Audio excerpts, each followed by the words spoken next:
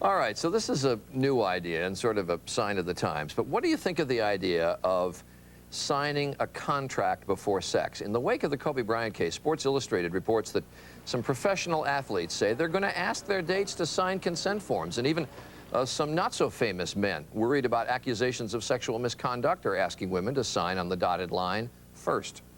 So joining us from Las Vegas is Ava Cadell. She's a clinical sexologist who is making a sexual consent form available to her clients. From Los Angeles, Bob Russo, an attorney and friend of Dr. Cadell's, who has used this form.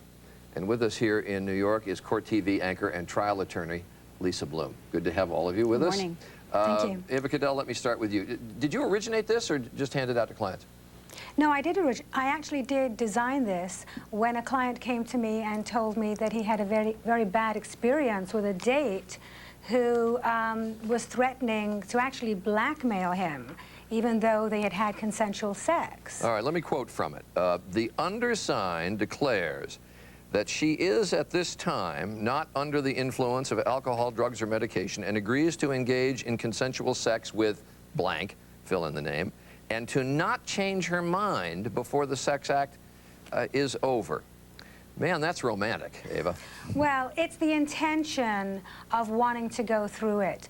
And you know, it actually can be romantic to talk about intimacy before you rush into it, so you can make it romantic. Well, it certainly does introduce the idea of what you have in mind. I mean, there's no question about that. But you're saying it's a, dare I say, sort of a part of foreplay? Yes, exactly. It's a part of foreplay, but it's also to protect both sexes. It protects the man from false accusations, and it protects the woman. She doesn't have to sign it if she doesn't want to. Maybe she's not ready and wants to continue dating before she becomes intimate. Bob Russo, let me turn to you. You're a brave man to come on and talk about this. You have used this?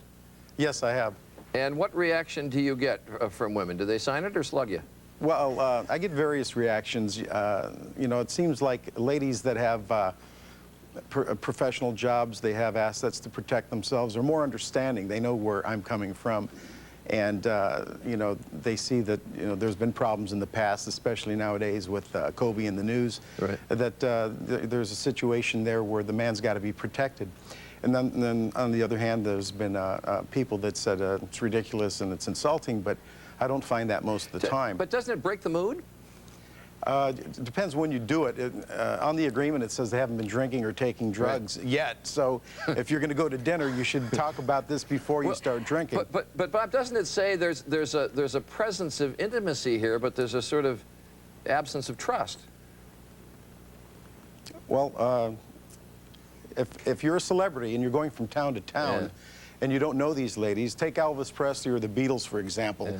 Women were throwing their garments on the stage over them, and if they're beautiful and the celebrity's single and he's traveling from town to town, he can't trust that woman. He doesn't even know her, but she may be beautiful and he wants to take a chance with her.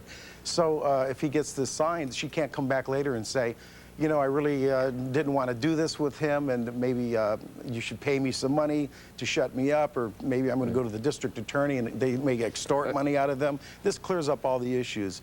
She gave consent clearly here. But it does lead us to the legal issues, and that leads us to Lisa Bloom. Would this hold up in court? You know, you got to wonder about the legal validity of anything you sign when you're naked. Most of us, when we go on a date, don't bring a lawyer with us, although the end of the form says that you're advised to consult an attorney. What are you supposed to do? You know, grab the guy at the next table? Is there an attorney in the house, somebody who can give me some advice? But Bob raises the issue, and it's an interesting one. You know, there are assets that if someone is well-to-do, there are assets that could be attacked if some woman said this was not consensual. If I were to present this in court, would it hold up? I seriously doubt it. If a woman is forced into having sex, she could easily be forced into signing this form. I mean, the question is, what were the surrounding circumstances? The fact that she signed a piece of paper, which she probably didn't read before she signed it, given the circumstances, means it's probably not going to hold up in court. Well, it says, declares of her own free will that she is signing this and is not threatened with harm or embarrassment. Well, the other important point is that a woman can withdraw her consent at any point during the sex act. She can consent to one act and not to another act. She can change her mind. That's the underpinning of rape law. This form is not going to change that. It does say, and not change her mind before the sex act is It over, doesn't matter. which pertains to future behavior, which it seems to me is That's right. difficult. It doesn't matter. A woman has the right to say no at any point, and signing a form, no matter how interesting her date might be, no matter what the circumstances are, is not going to change that. But it would help, I would suspect, in some way, in the case if it were. I think it could be one factor a jury could look at. Look, we feminists say no means no. This form, in a sense, is saying yes means yes. All right, Lisa Bloom, thanks very much. Ava Cadell, thank you, and Bob Thank Russo, a you. gutsy guy, as I say, thank Very you good. as well. Sign of the times.